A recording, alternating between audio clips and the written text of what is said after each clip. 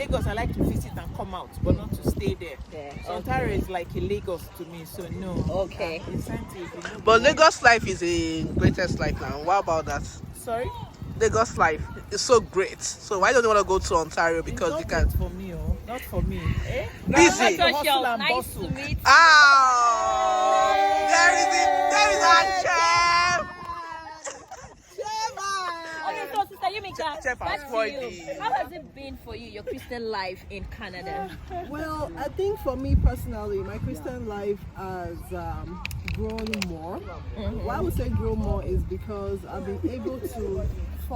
been forced to kind of have a direct and a personal relationship with God because of not knowing so many people I can approach about some struggles I'm having spiritually. Yeah. And that has helped me like to know God personally, although it has also made me struggle in some aspect because it's just me, because I just learned that it's not everything you know by studying the Bible or by reading or by praying. There are some things that mentors or spiritual men or women that have gone ahead can actually share with you, especially in the area of marriage, child rearing, and some other things, even in career, you know. So those are some things that I wish I would have gotten or I would have appreciated if I had.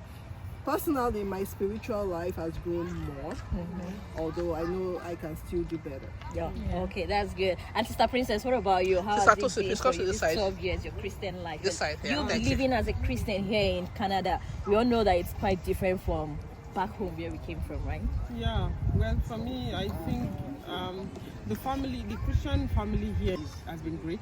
It's been, I gave birth to my 2 children here, and at the time, being a first mother, my mom was not here. She couldn't come the first time.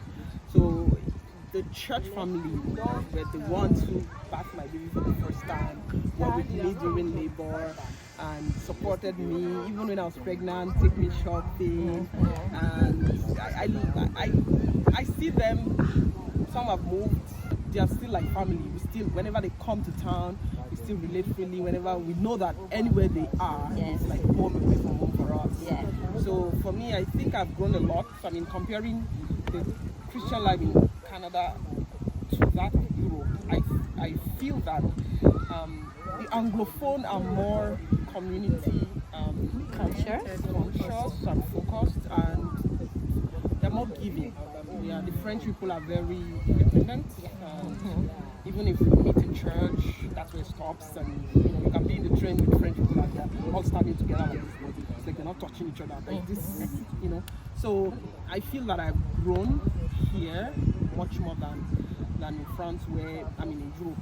Where you live. Europe, where everyone is very independent minded, and then there's this philosophical mindset that we had in Europe, like there's lots of atheism compared to North America. So in Canada there is a lot of God, a lot of religion and respect of religion, and so we are not hiding your faith. Like everybody respects that that's what you believe. For me, I've grown a lot. There's been triumphs. Yeah. There's been ups and downs, there's been betrayals, there's been disappointments, people that you trust, people that, and then they just let you down. But it's been an opportunity to grow. I think I've grown in my spiritual life, and most especially I have learned not to take disappointments so hard. So, And how about raising children here? raising children, I think Canada is it's both ways. There's this liberalism. So I think if children are grounded from home, then whatever is happening outside, it will never shake their faith. Like my children have this, I don't want to mention all of that, but what we don't believe in. But I let them know that you should be proud of what you believe in, because anybody outside that is trying to sell their belief to you, I'm proud of it. So that's what I believe in, what you're believing, hold on to it. This is what I believe in. So it's been good. At least community-wise, I think Canada is very family-friendly and family-oriented. You have a lot of vacation. If you tell your manager that my child is sick, I'm going now. Yes, you go.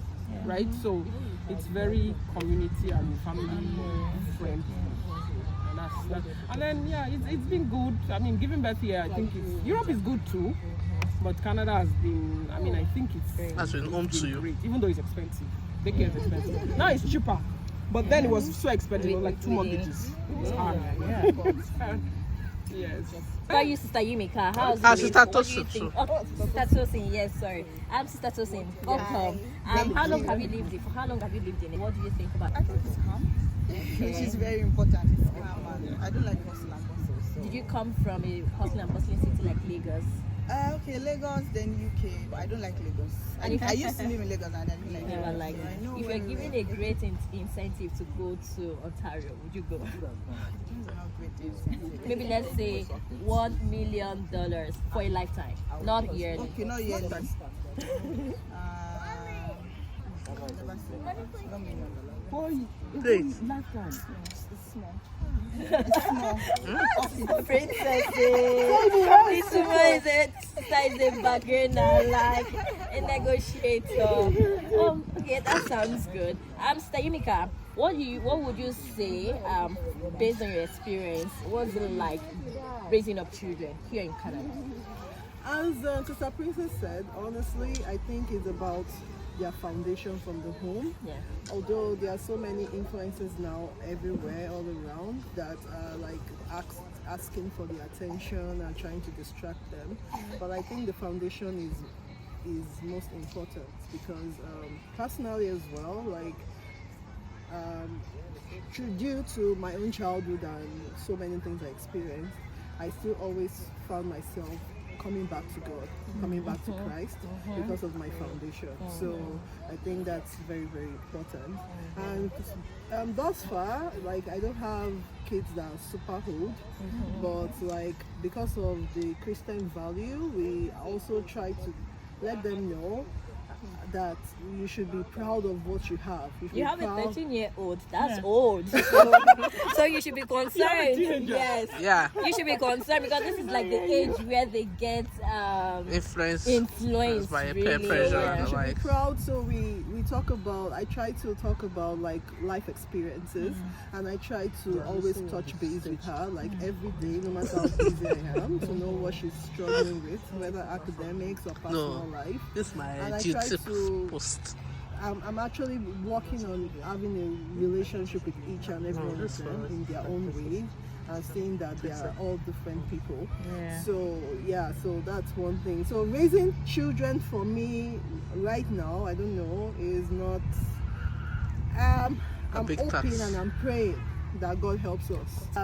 But right now, I believe that by the grace of God, giving them the best foundation, or which is Jesus Christ, that they'll be fine.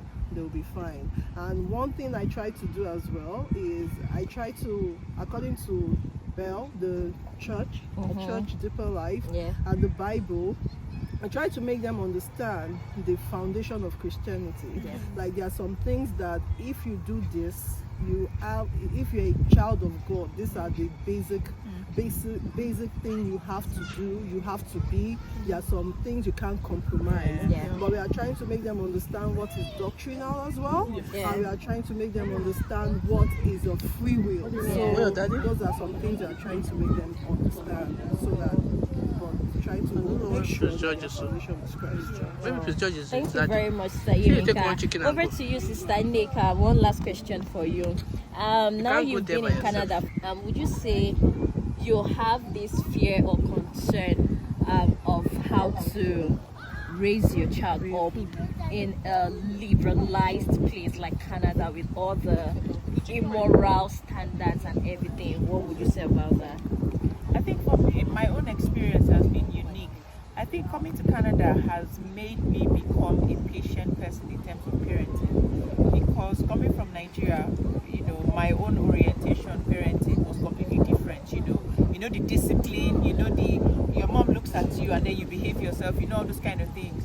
So some of them were grounded, even in the purest of intention, sometimes in impatience.